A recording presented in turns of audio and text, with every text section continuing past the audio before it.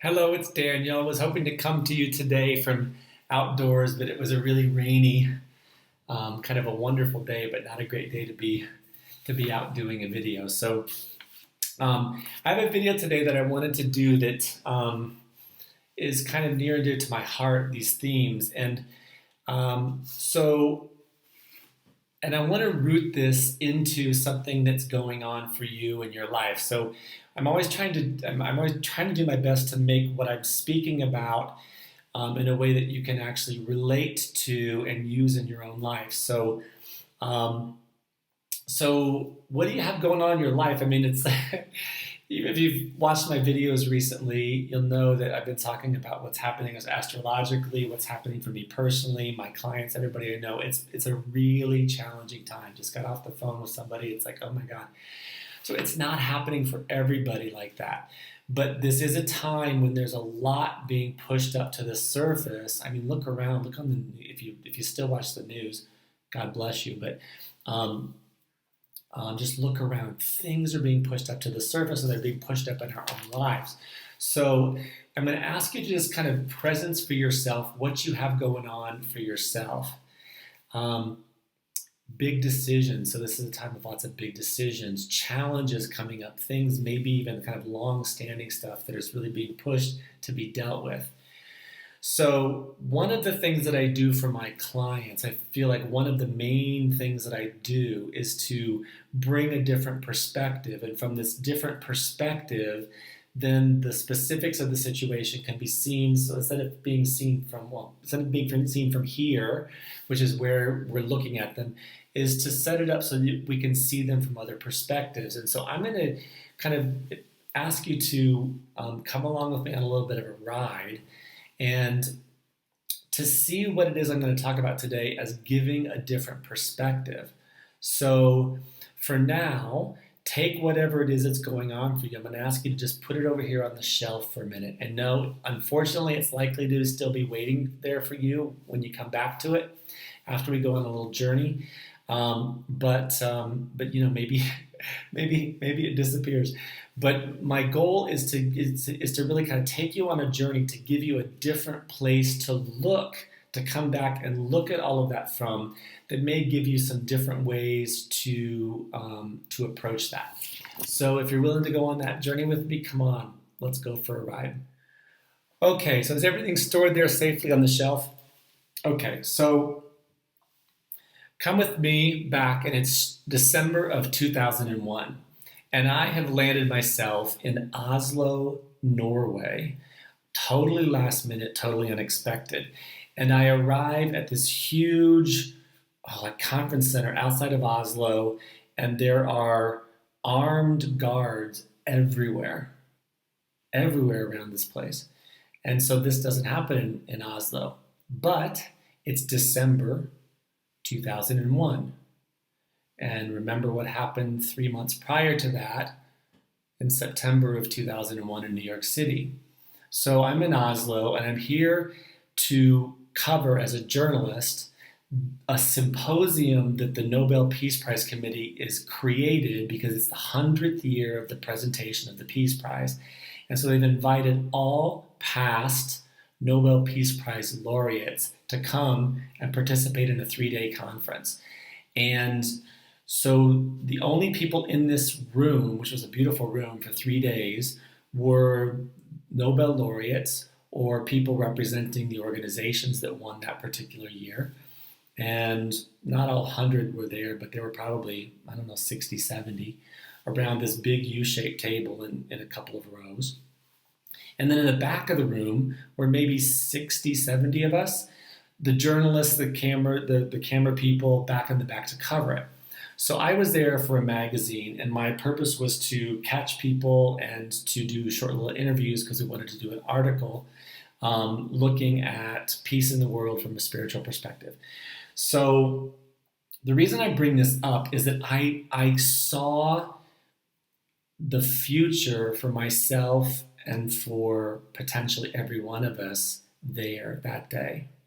Not as Nobel Peace Prize laureates, but I saw two things there that really, really impressed me. So one was that there were a number of people there I didn't know anything about. So the two women from Ireland that won for fighting back, I don't know when that was.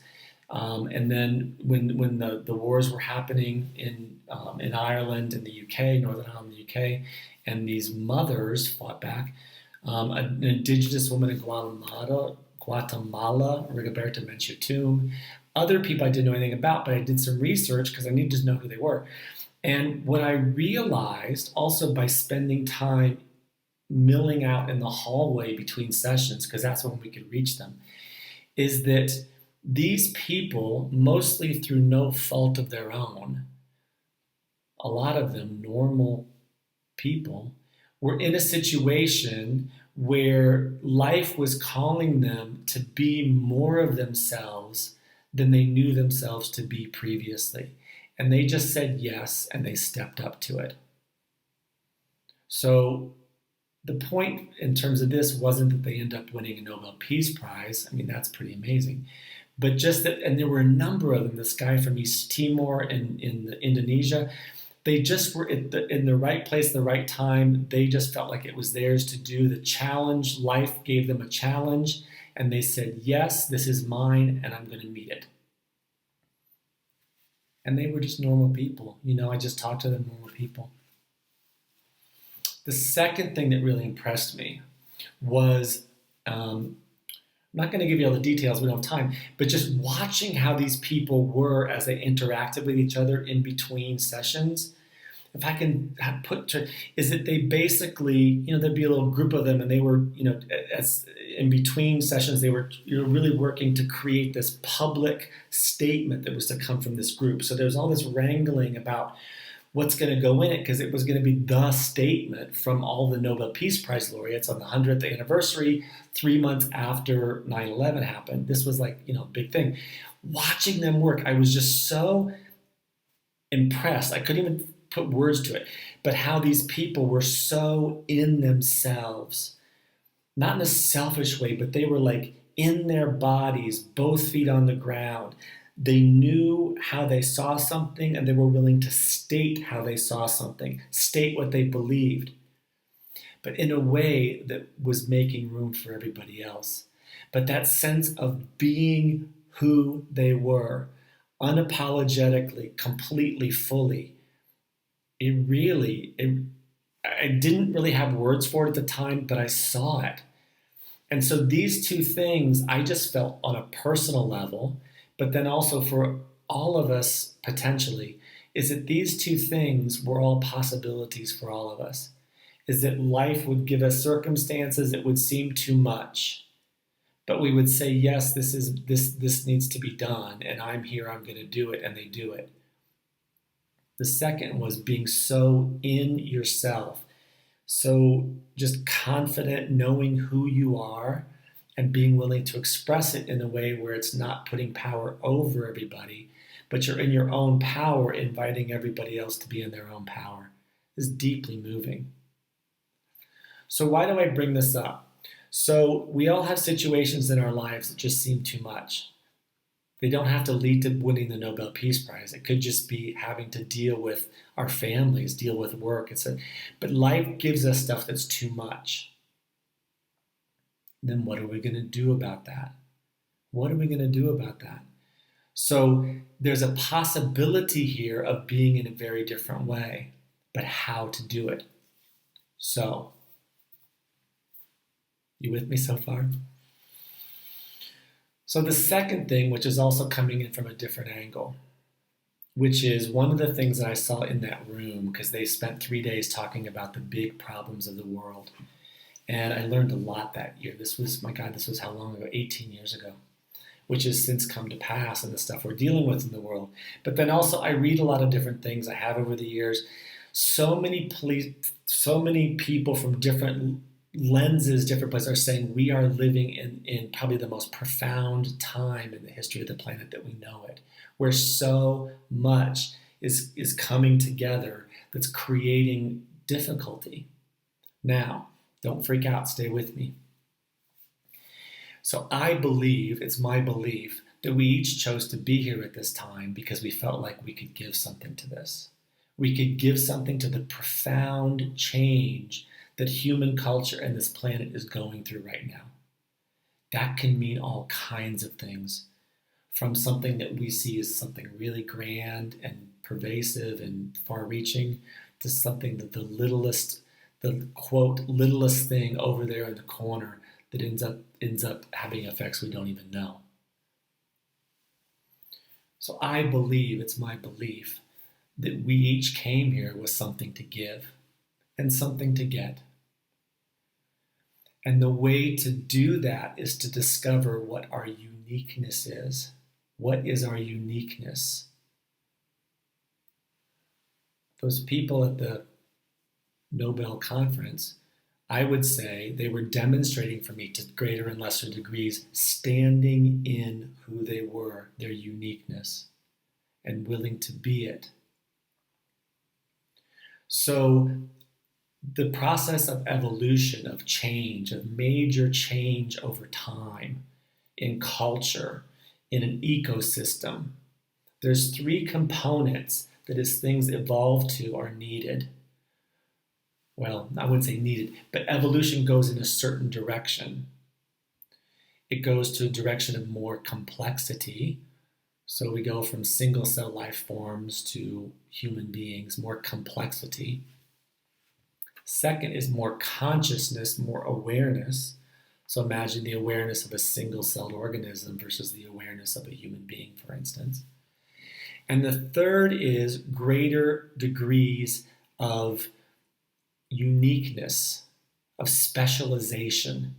Because as we build more complex structures, whether it be a body or societal structures, how we create healthcare, how we work together in new ways, how we do family in new ways, we're evolving all of this together. We are evolving all of this together. That we need more uniqueness because we need more specialized parts to be able to come together to create a whole that's at a whole nother level. So look around at the ways in which your own life is falling apart in different ways. Things that used to work don't anymore, or they don't satisfy anymore. Look at the school systems, look at the structure of society, the governments, the financial system, etc., etc. This is the world we're living in, but stay with me, there's good news. So what's being called, I would assert, from each of us is the need to step into greater degrees of our own uniqueness, who we each are, what we brought here. We're needing to leave behind the constraints of our own thinking, of what it is we've been taught over the years. The constraints that keep us having difficulty with money, the constraints that keep us from having enough courage to leave that old job to go to the new one. The courage to know that when something feels like it's calling us and we realize that we're in our lives with people that are keeping us from that we need to make arrangements for that to change. So these are things that have been going on in my life, have been going on in the lives of my clients, everybody I talk to in a professional way. These are going on personally at the personal level. And what I'm going to invite you to embrace is that these are coming up because we've come here to bring more of ourselves to this grand experiment that we're all creating here together. And that what's needed is what I individually brought to the party. What's needed is what you individually brought to the party. And because we've been raised up in a certain society, in a certain culture, we've taken on, nobody's fault. There's no bad guy here. We've taken on these things that are keeping us from being able to express our uniqueness. I can, I can't, I should, I shouldn't. You're not that kind of person. Life doesn't work that way. For me, one of the big ones is not being willing to own my own power, meaning my own uniqueness, and express it confidently. So me being here making this video is as the result of me taking on board the kinds of things I'm talking about today. They make a huge difference. Because otherwise, we can be trying to solve very real, very challenging, very emotional, difficult problems in our lives in a context that's this big. It's this big. And it just feels like, how do I break out of here? But the thing is that the solutions are really hard to come by inside a box that's that small. The power, the inspiration also is incredibly difficult to come by. But if you embrace, at least for a minute, a bigger box, an empowering box, a box in which you matter, in which you doing what you need to do to find your way through this thing that you got going on actually matters to you, to the people around you, and maybe to something bigger than you, you can find more power and more strength to do that. So this is why I wanted to create this context today, to give you some idea of a bigger box that when things get really small, you can pick up and try on. Oh my gosh. Yeah, there's this thing in me. I don't know what it is, but it just feels like I need to make a change in my life. It's either coming from inside, or there's things or people outside of you that are making it clear to you that the status quo can't continue. That can feel incredibly threatening. But if you begin to just start to play with embracing a bigger box, okay, so this is here because I am being called to more of myself. More of me is being required here to show up. There's a reason for this. It's important because I actually came here to give my uniqueness. I don't have a clue what it is, maybe even might be part of that too. Or I have a little bit of a clue, I have an idea, but I'm not supposed to do that, or I can't do that, or I'm not the kind of person. All of this stuff happens. It's all normal. So embracing a bigger context is really crucial. Trying on different ways of seeing your own life can give you perspective that may change how you approach very challenging situations that you're dealing with in your life right now. So then in doing that, some tools help. There's lots of tools that can help. And there's two that I'm going to offer to you today. One is, somewhere near this video, there'll be a link to something you can download. That's a link to some writing that I did on the 3 keys to helping you to find your way forward in a situation where all you know basically is this isn't it. Where it is I need to go is out there somewhere, and how do I find my way? So it's a spiritual toolkit of 3 keys that's actually quite simple to understand, and then you just practice it. But you're opening yourself up to hearing the deeper guidance within you and the ways in which life, which is trying to help you move forward. The second is to do healing work of some sort. There's certain kinds of work that I do. And somewhere near here, I'll put a link to a group coaching short course of 4 sessions that's going to be starting soon that helps you to go straight at those blocks that are in there that keep you stuck in old ways of thinking, in old trauma, and the things that make it difficult to break out of, to become yourself.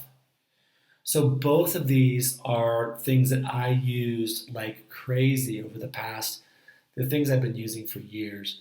But these past 3 months for me have been been 3 of the most difficult months of my life in a certain way, because life showed me in 3 earthquakes that hit me about 2 weeks apart, big ones, that I was keeping I was keeping situations in my life that were keeping me small. I was choosing to do that. I didn't realize that. So life helped me out and said, hey, dude, boom, deal with this. Hey, boom, deal with this. It's kind of how it works. And I have to say, I invite you to try it on. I think we signed up for this. Doesn't have to be true, but if you try that one on, in my video the other day I mentioned that. It's like if you try on the lens of, this is here to support me, this is here to help me. I don't like it, I don't like it. This is really uncomfortable, this is really painful. Yes, and maybe this is here to support me. That opens up the lens, opens up the ability to see maybe how this is moving you forward. So I've used these 3 keys, I use them all the time, and I've done the healing work like crazy, which has allowed me to move through 3 really challenging situations in my life in ways that have shocked me, to be honest, and my friends. And I keep asking them, look, let me know if I'm missing anything here, but I feel like I'm doing great. And look at who it is that I've always known myself to be on some level is showing up, seemingly on its own, because I'm removing the blocks. So the thing is, as I was preparing to do this video, I realized, holy cow, that time in Oslo was 18 years ago. And it was one of a couple, but one of the times where I really got, and it moved me to tears to see these people expressing themselves so fully, confidently, in a way that just was them being them, and they allowed everybody else to be who they were. And here I am. I mean, I've been moving forward in those 18 years, but in the last 3 months, it's like hyper speed, hyperdrive. Let's shoot into outer space, because that seems to be what the universe is telling us. You, in whatever way it's telling you right now, is in some way, in a way that may actually be really painful. I want to acknowledge that it's time to stop playing so small. And it's time to show more of yourself to the world, because we need you. So the other thing that's coming to my mind to share is that at that Oslo summit, the other thing that really impressed me, really made an impression, was because they're talking about heavy stuff there, about the stuff that's going on in the world, the kind of crises that were going to come up. And I don't even need to say them, look at the news. It's like it's what's all over the news. Well, lots of bullshit in the news, but pardon my French. But when you're talking about stuff going on in the world, it's what's happening. And what was amazing to me is that everybody was they weren't freaked out by it. They're just like, okay, I'm here, I'm doing me, I'm being me. What can I give? How can I be me here? There were 2 people whose way of being so moved me. Archbishop Desmond Tutu from South Africa and the Dalai Lama. And they were sitting back at the back, on the back row, so closest to where I was. Dalai Lama was over here in the corner. Desmond Tutu was about a third of the way over, so they were maybe like 7, 8 people between them. And during the time, because there'd be speakers up there the whole time, these 2 men were having a love affair with each other, not in a way that was in any way offensive or being irresponsible to the gravity of the situation, but they would just sit and look at each other, and when they got a chance, they'd get up and go and talk and just hug, and just so much joy and love and respect for each other. That sense of joy, of possibility, that yes, we're here. Yes, both those men, I can't even imagine what their lives are like, what they're dealing with. And they just were so steeped, and this is why for me, so steeped in knowing they were doing exactly what it was they came here to do on this planet. And they had just surrendered to it. I mean, the Dalai Lama, for God's sake, they were whisking him out often to go and do things. And, because he'd have to go and make appearances here, and his people would come and get him, and they, very quietly to take him out, bring him back.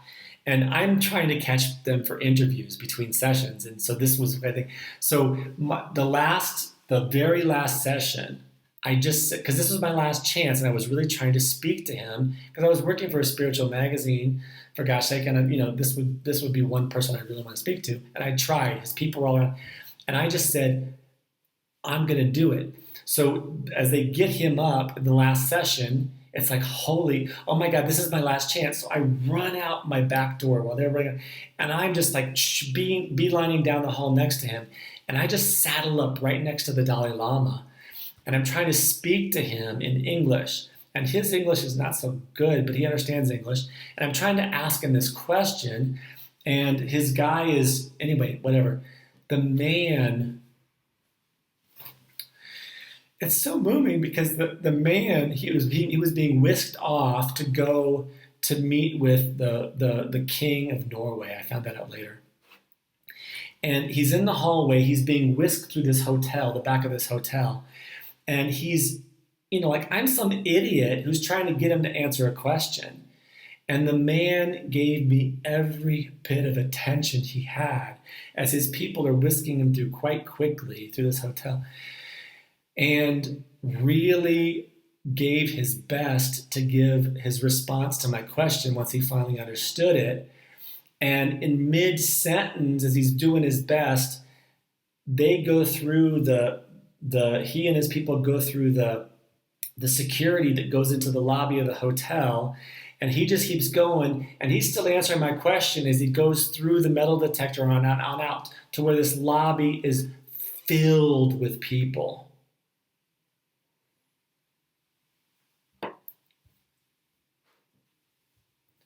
The man was just doing him because that's what he came here to do.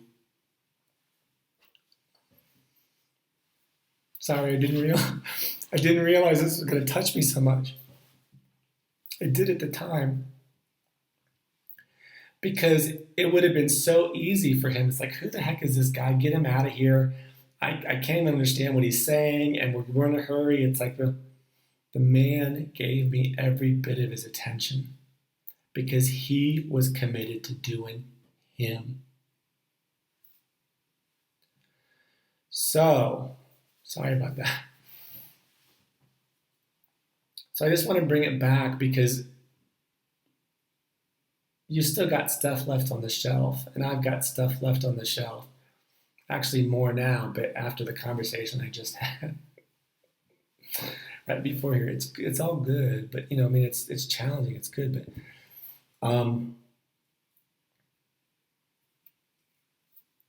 and I'm going to finish here in a minute, and you're going to have to go back there to pick that stuff up off the shelf.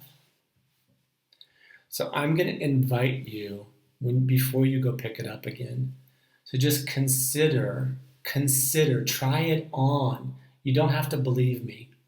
Try it on and see if it brings something to you going back there to pick it up, to deal with it. You came here for a reason. You came here to be you, to do you. Doing you involves having to deal with the complexity that this human life brings. It's really hard being a human. And so these are the complexities that are showing up on your door right now. And they're showing up at a time where we're getting ready to go into, we've already started, going into a time where the things that no longer serve us individually and serve us collectively to be more of who we are needing to fall away. So look at your own life. It makes for difficulty. Look around you. It makes for difficulty. We're in times that are challenging, and we're not going back. Whatever's on your plate now, I kind of say there's no going back, really. So I'm going to invite you to make the commitment to say, okay, I don't know how to do it maybe, but I'm going to do me. Darn it. I'm going to do me. And I invite you to download that book and read about the 3 keys, because they give you a very simple approach to walking through your day, looking for life to show you how to get to where you want to get with those situations, how to do more you as you walk through those situations in life. And I'm going to invite you to check out the group coaching that I have that starts on Saturday, the 26th, I think. Because this healing, I have to say, I don't even know how to speak about this. It feels like magic. But it's being willing to go in and find, and the method does it for you. I'm going to teach you other methods of going in and unlocking the locks that hold you into not being you, that hold you into being less than, that hold you into to difficulty ongoingly around money, relationships that don't work out. Got to go inside to do the work of releasing this stuff. And these tools, these methodologies really work. My life has transformed tremendously in 3 months. I kind of still sit and think, I can't even believe it. But it's transformed in a way where all of those bits of who it was that I've seen myself to be over the years, and who I see myself to possibly be, and the best of others that really turns me on, like in Oslo, and other people you meet along the way. You see something in somebody and something goes, that's a part of you out there that you just recognize. So if you do this healing work, you pull everything out of the way that's not you. Miracle is who you are is already there. It'll need to be developed. So I'm speaking to you today, and I can't believe I'm going on and on about this. This is the kind of conversation that I wanted to have 15 years ago. But I didn't believe enough in myself. And I didn't think anybody was going to listen to me, and they would think I'm crazy. So at this point, I'm willing to kind of stand on my own 2 feet, in my own body, and say what I think and how I see something, and leave room for other people to do that also, that don't need to agree with me.